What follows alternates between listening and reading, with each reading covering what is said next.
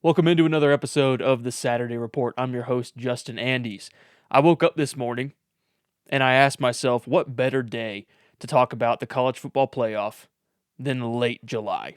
There is no better time to talk about the college football playoffs because there's not much else to talk about in college football right now. We're entering into fall camp, but fall camp hasn't started. SEC Media Days is over. We learned absolutely nothing about anybody during that. We're not going to learn anything about anybody during Big Ten Media Days either. So let's talk about how the season we think is going to play out. Let's make a bunch of really wrong predictions and just pray some of it comes right. Because after going through and building this college football playoff bracket, I believe that I've got some really fun matchups in here of how if the bracket shakes out how I want it to and how I believe it would in this prediction here. We'd have some really fun first round games. We'd have some really fun second round games, no matter who wins those first round games. But time has told that nobody knows anything at the end of July, especially going into the season. If you would have bet that Indiana would have won the college football playoffs last year, you'd have made a whole lot of money at this time. So we're just going to go and shoot our best shot at who these 12 teams are going to be.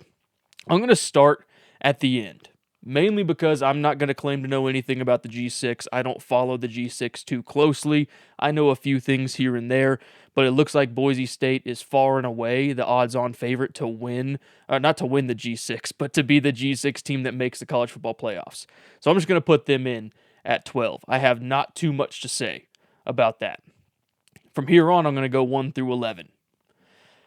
At number 1, the team that I think is going to be in the number 1 slot, we got Notre Dame. Notre Dame is going to be, yes, a beneficiary of their schedule, but they got CJ Carr coming back for a second year. We've still got Marcus Freeman heading up the entire team. They're going to play hard football.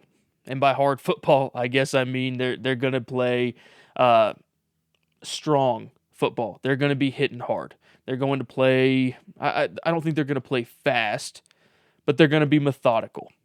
And I think over and above last year, they learned from their mistakes in not showing up and playing their best football in their biggest games. Now, they got a couple of big games this year, really one that they're going to want to show their absolute best football in, and that's going to be late in the season when they play Miami. Thankfully, they get that game at home this year. The other game they're going to really want to show up in is at BYU. We know playing at BYU is a tough environment. It's going to be an amazing game, or an amazing environment at very least. Kalani Sitake always has a good team that he's putting out on the field, so I don't doubt that BYU is going to be playing their best game in that game.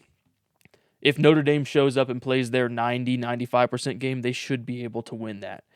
And because of that, and because I think they can I think they can definitely win the home game against Miami, there's a really good chance Notre Dame enters the postseason undefeated, which would put them at the number 1 spot. Hey, thank you so much for watching and for listening. We're going to get right back into the episode. First, I just wanted to give you a heads up that in about 30 seconds, my mic completely stops recording on the original episode. I don't know why it happened. I don't know how it happened, but the audio for the rest of the episode is just going to be from my phone, which is primarily my video camera. So if you notice it's less crisp or less clean, that's why. At number 2, we've got the Ohio State Buckeyes. Ohio State, them getting the 2 seed is going to take them beating what I think is a really difficult schedule for a Big Ten team. Not to say that I think Big Ten teams don't play hard teams. I think they play a few hard teams every single year. The top tier is the top tier of college football. The top 3 to 4 teams in the Big Ten are going to be the top 3 to 4 teams in college football. It's just how it is. It's how it's played out the last few years. The bottom, 18 teams now? So the bottom 14 or the bottom 12, however many are in the Big Ten, it's not as difficult, to put it kindly. But they do have to play at Texas. They have to play at Iowa. They have to play at Indiana, at USC, and at Nebraska. And still, on top of those 5 away games, they got to play Oregon and Michigan at home. So they do have a difficult schedule. I know they have the toughest schedule in the Big Ten. I think it's a top 15 or top 10 schedule in the entire country on difficulty. So if Ohio State shows up and they play their best football in those games, they should win them all. Maybe they drop 1 or 2, but they're probably going to be the odds-on favorite for every single one of those games outside of maybe Texas and Indiana because they're playing those games away. If they win one of those two away games, they're 11-1, and I think an 11-1 Ohio State with this schedule is easily a number 2 overall seed. You got Julian Sayin coming back for another year. Ryan Day has figured out year after year how to put great football teams on the field. If he can just avoid dropping that one random game that they just look ahead on, like they did a couple of years ago with Michigan, like they seem to do inconsistently, but every few years it pops up, they can very easily hit that number 2 overall seed. Number 3, we got Miami. Miami, on their schedule, they do evade Louisville and SMU, or should I say Louisville and SMU actually evade Miami, because Miami is going to be far and away the toughest team to play in the ACC. Louisville and SMU are, 2 of the top 4. I think it's Miami, SMU, Clemson, and Louisville for top 4 odds to win the ACC. So they do get the benefit of that on their schedule, evading those 2 teams. They're going to be favored in every single game, maybe outside of that Notre Dame game. I think it should be rather easy for Miami to hit this 3 seed. And then number 4, we got Georgia.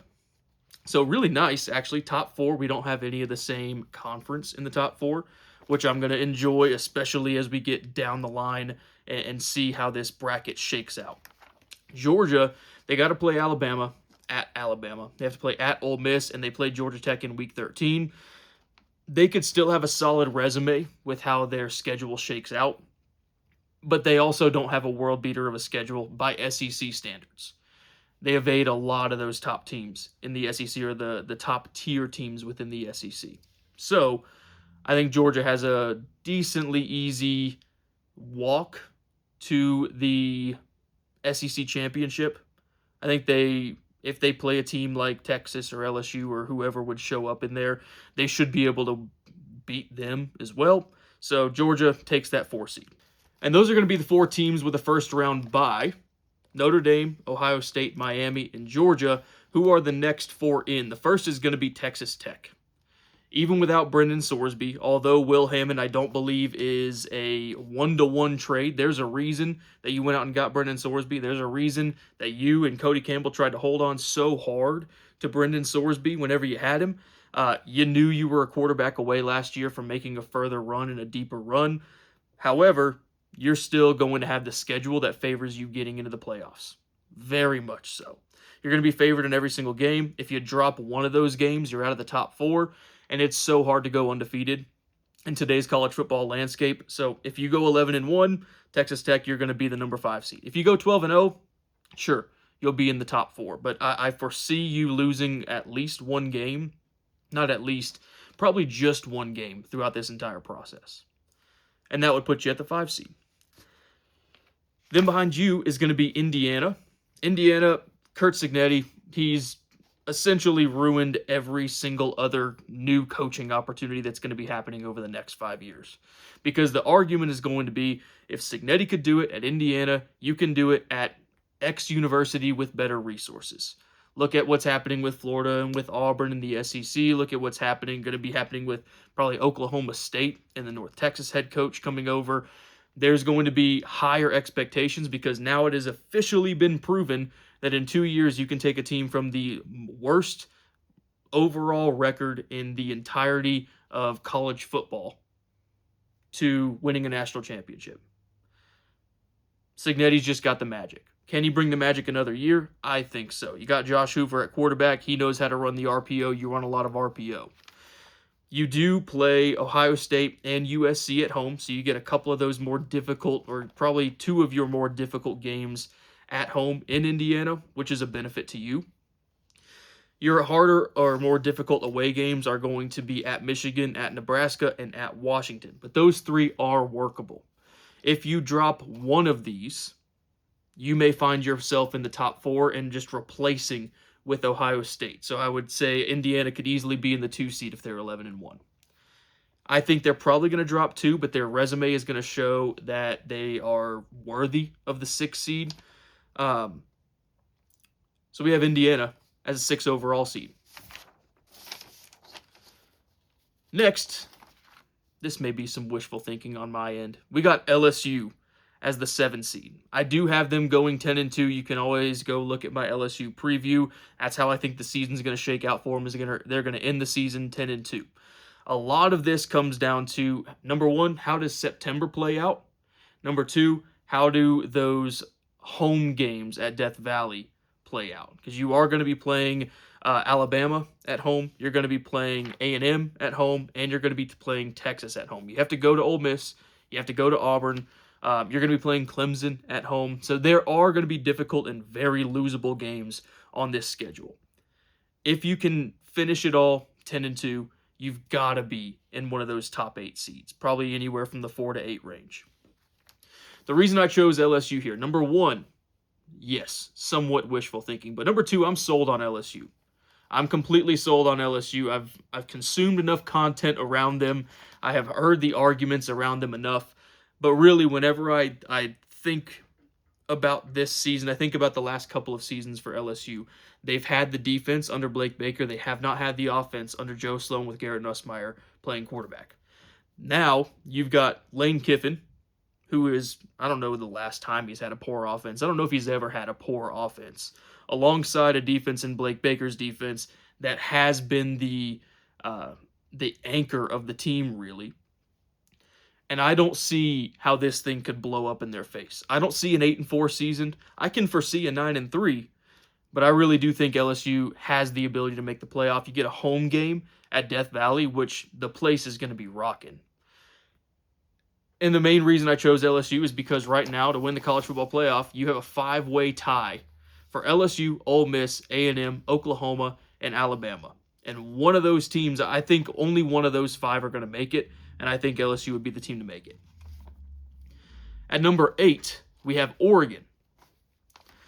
Oregon has to make it in, right? You got Dante Moore coming back. Dan Lanning's just going to put a good team on the field. The schedule is somewhat in your favor. You do play at USC and at Ohio State. Even if you drop both of those games, you'll still make it in. A 10-2 Oregon's going to make it in. If you only drop one of those games, it's great. Oregon, when they're doing really well, they have lost weird games here and there. Just maybe not played their best football consistently throughout the year. So either way, I do think Oregon is going to be 10-2 at the end of the year. All odds point to that happening, especially with the returning production that they have. This is a home playoff game for Oregon, which they had last year, but they had it against JMU. So as excited as the fan base was, I think having a better team or a better opponent coming in there to play against them is going to make that environment all the more raucous. Because Oregon is already a tough environment to play in. Who's the team that Oregon would play? Because we know the 8 and the 9 seed, they're going to be battling back and forth. And we'll cover the entire bracket after we're done here. The 9 seed in my bracket is Texas. If you watch my Texas preview, I think they go 9-3 this year. I don't think they go 10-2. They have the schedule set up for a blow-up season. But I don't think it's a blow-up season. I think it's just a challenging season for them. But I don't think a 9-3 Texas misses the playoff again, especially if their losses look halfway decent, because you are playing Ohio State. You have a difficult away schedule of playing at Tennessee, at LSU, and at Texas A&M to finish the season. You do also get teams like Ole Miss and Florida at home. You've got some questions on offensive line. That's basically where the entirety of your questions are offensive line, a bit of defensive line as well. But I don't see you losing more than 3 games with the schedule that you have. With how difficult the schedule is, going to be inarguably top 3 difficulty of schedule in the country, I don't see the committee leaving you out at 9-3. Are you at number 9? I think with how the committee would want to structure these playoff games to avoid things like you had last year with Oklahoma and Alabama playing for the second time in the same year, and really having not a lot of draw to that game, although there still was. There could have been more if there was a different matchup there. I think 9 is where you would end up. It's where you should end up. And a Texas and Oregon playoff game at Oregon, it would break TV record numbers. That would be an awesome game to watch.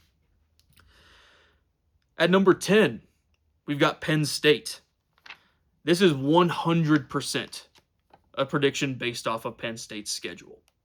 Penn State does not have the most difficult schedule in the Big Ten. In fact, they may have one of the easier schedules in the Big Ten. They get USC at home. They play at Michigan and at Washington. If they only drop 2 of those games, 10-2 is going to get Penn State in. You can't leave a 10-2 Big Ten team out of this.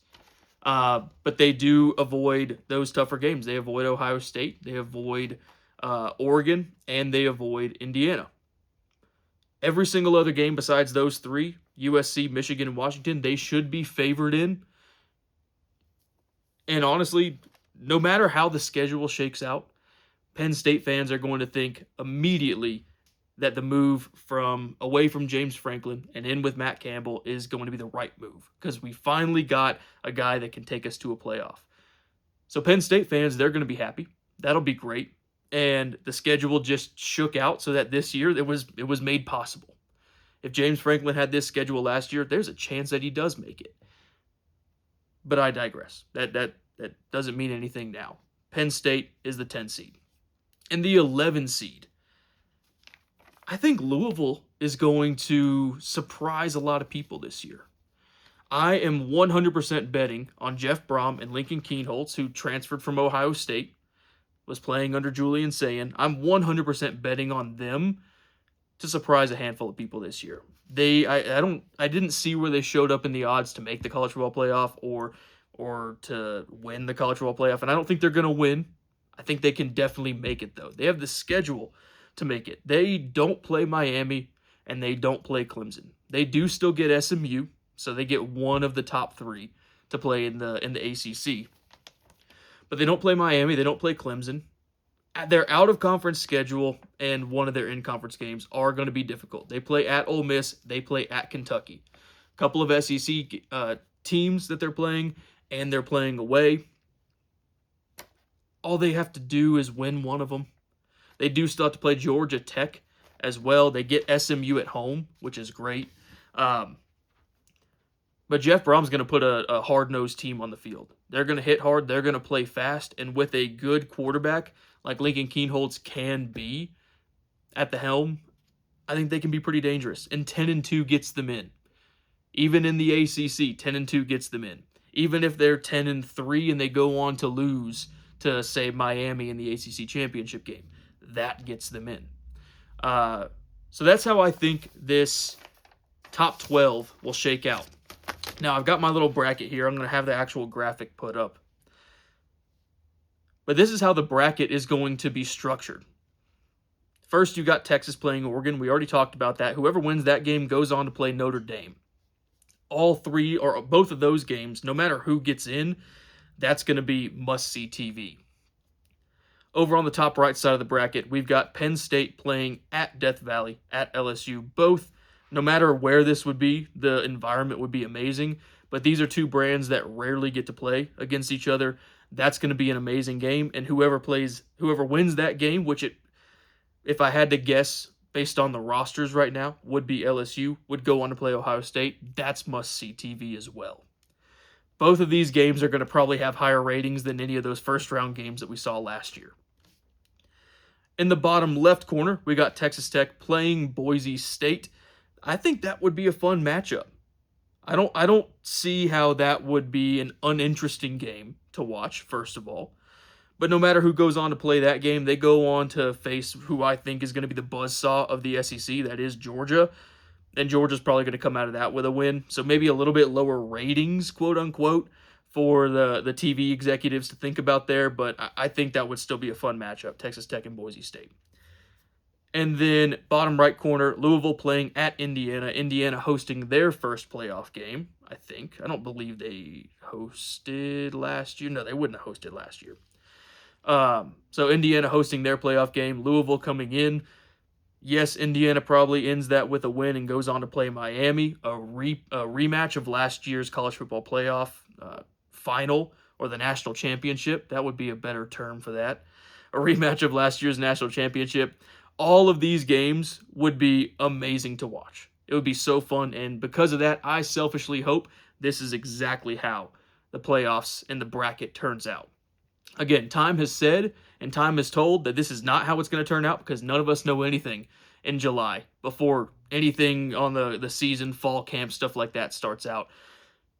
But if I had my prayer answered, this would be the ideal bracket. And that's all for our video today, for our episode today. Thank you very much for watching. If you enjoyed this content, if you enjoyed my breakdown and my analysis of these games, please make sure to like and subscribe. It would help us a lot. This is still a brand new channel, so everything that we get on the engagement front matters a lot. We are on the road to 500 subscribers before the beginning of the season. It is a big goal. It is a huge goal. We just barely hit 100 subscribers after our first month, but I believe that we can do it if we keep pushing out great content. If you enjoyed it, share it with a friend. We're talking college football here 3 days a week, every single week, and we will catch you in the next episode.